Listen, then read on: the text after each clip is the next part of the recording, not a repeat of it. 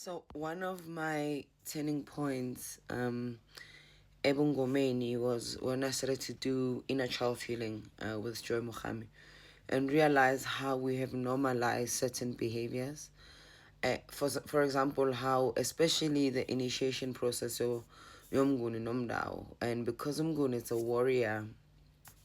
warrior spirit, and how we have just labeled it as brutal, abusive, reckless, ruthless, and that certain things that we've normalized as Bungoma, it's childhood experiences of abuse that have become normal, like shouting and screaming, cursing and swearing, and how that is being just normalized. And at the same time, how the generation after the 90s, your my 2000 generation and your late 90s generation, and probably some of the 80s, our generation, really start to question certain things about what is the importance and the significance of imitato. But the rebellion that comes with it is that we move away from everything in an attempt to recorrect some of the injustices that happen, and without us unpacking and understanding why siguqa ephehlweni, why umthetho weshoba, why do we wake up at 2:30 or 3 a.m., why do we perform those rituals, why do we bath with cold water, why are we prohibited from sexual engagement and sexual interactions, why. And I think once we start to ask the why, then we can then find out the purpose in which it meant to serve, and then the purposes in which it's not intended to serve, because then can we begin to start a framework of regulation around ebungomeni, because I think we need to get guidance of principles that can really guide and govern us as practitioners, because otherwise we do as we please, and we all claim that this is how our ancestors want us to do things. At the same time, we then become brutal and abusive, right? We then misuse our power, because power without love is brutal and abusive, as Martin Luther King has said. But love without power becomes anemic and sentimental, and we see it with other gobelas and other practitioners in their attempt to move away from the brutality. Then they overcompensate by being overloving and not really creating and instilling discipline.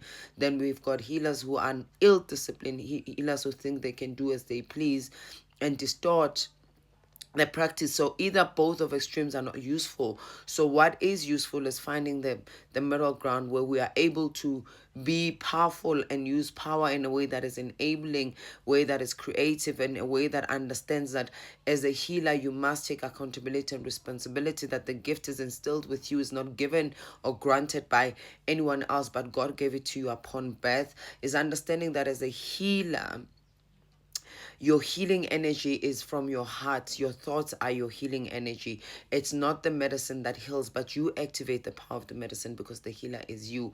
Is understanding that as a healer unhealed, you actually then wound others in an attempt to heal, because you project, you deflect, and you manipulate and you distort. That healer is one who is the an act, or who's brave enough to be vulnerable and understands that in order for them to heal, it is a journey, and that some of the things, initiation awakens the wounds that we have laid dormant, and that outside of Twasa there is things that one needs to take, and there's still things that one needs to embark on. A true healer is one who understands their limitations and understands where they actually are great at. A true healer is one who's not a master of everything, and become jack of all trades, but a true healer is one who understands what their capacities are and what they're incapable of doing. A true healer is one who can say, no, I don't know. A true healer is one who says, this is my field of expertise. A true healer is one who doesn't really thrive at the expense of pulling others down and breaking others down. A true healer is the one that doesn't really necessarily see competition, but actually see complementaries. A true healer is one who really puts themselves out there and continuously is on a journey of becoming a better human being, because I think the more we become humane, then that pours out into our work and into our practice. A true healer is one who understands that the people don't make them a true healer, the number of people that come into many, the number of amatwasa. A true healer is one who understands that the better they get, the greater they are at being a healer, because a true healer is one who sometimes just understands that their calling was for them to initiate, to awaken to themselves so they can gather the tools of how to become a better version of themselves. Because once you're a better version of yourself, you become a better person, and when you are a better person, you do better in every act that you do, including the healing practice and the crafts. A true healer is one who knows when to stop. A true healer is one who understands that, so a true healer basically is one who, there's always an end, is not an either or. There's no ultimatums, but is understanding that there's options. A true healer is one who works with these basic fundamental principles of God's nature. One is that I do not tamper with people's free will. People must consent. I must not coerce them and say that they've consented. It's one who understands that people are entitled to say no. People, it's their right, even if what they choose, because you've been there and you walked the journey, is the wrong path. Is allowing them to learn their lessons, is not to save them and rescue them, because heroism is not healing. Heroism is saving people who've not asked you. Therefore, you are not honoring the principle of that offer the help that has been asked of you, right? A true healer is one who understands that they are not a victim of their circumstances, but the circumstances that have victimized them were actually processes and pathways that led to their awakening to the healer in them. A true healer is one who understands that being vicious and being a villain does not do any good. It's me drinking poison and hoping somebody else dies from it.